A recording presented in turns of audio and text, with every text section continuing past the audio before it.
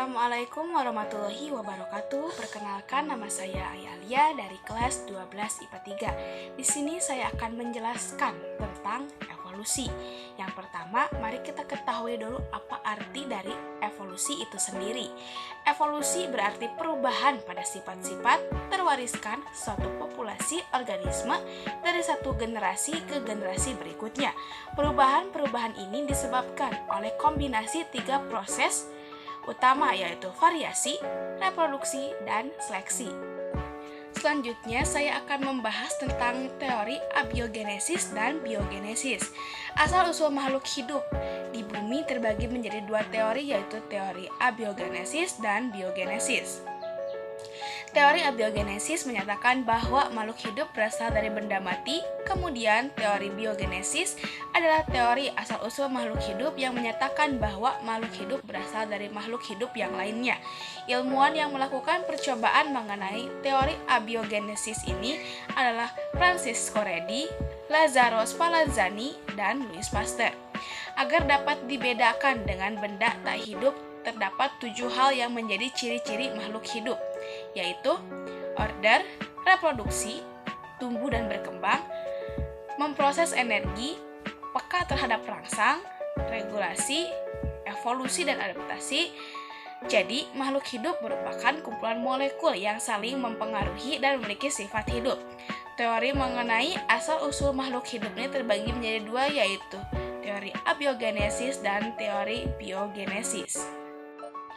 Yang selanjutnya adalah teori Louis Pasteur. Bertujuan menyempurnakan percobaan Lazzaro Spallanzani, Pasteur menggunakan labu berleher seperti leher angsa atau pipa berbentuk huruf S dengan tujuan agar udara bisa masuk, tetapi mikroorganisme terperangkap pada dinding kaca dasar leher angsa. Percobaan Louis Pasteur sebagai berikut. Labu berleher angsa diisi dengan air kaldu dan dipanaskan hingga steril. Labu didinginkan dan dibiarkan beberapa waktu. Hasilnya, air kaldu dalam labu tetap jernih karena tidak mengandung mikroorganisme. Selanjutnya, pipa leher angsa dipotong atau dipecahkan dengan tujuan air kaldu berkontaminasi dengan udara luar.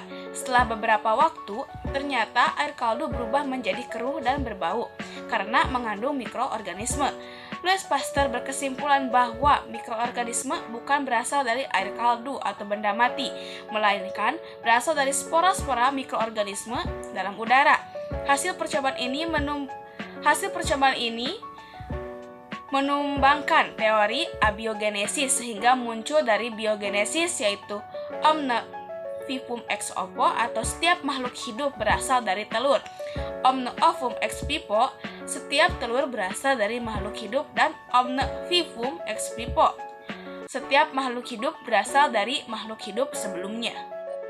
Yang selanjutnya adalah teori evolusi kimia.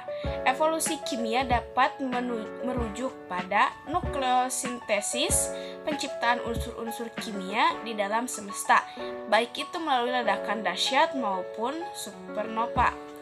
Abiogenesis, proses peralihan dari unsur-unsur tak hidup ke tatanan kehidupan.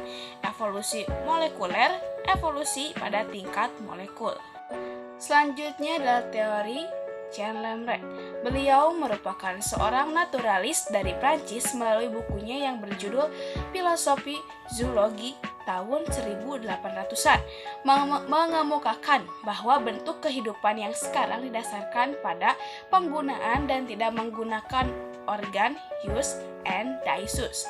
Teori ini dikemukakan oleh Lemaitre 50 tahun sebelum munculnya teori Darwin. Meski kemudian Darwin lebih populer, tetapi Lemaitre memiliki peran besar dalam perkembangan ilmu pengetahuan. Contoh teori yang dikemukakan oleh Lemaitre adalah tentang leher jerapah yang memanjang dengan meregangkannya untuk menjangkau pohon yang lebih tinggi. Sifat fisik ini nantinya akan diturunkan pada jerapah generasi berikutnya. Kata Yus mengacu pada organ yang digunakan oleh hewan ini akan terus bertumbuh dan berkembang. Sementara itu, Daisus mengacu pada organ yang tidak menggunakan oleh hewan tersebut dengan sendirinya atau tereduksi. Mungkin cukup sekian dari saya. Mohon maaf apabila ada kata-kata yang kurang tepat. Wassalamualaikum warahmatullahi wabarakatuh.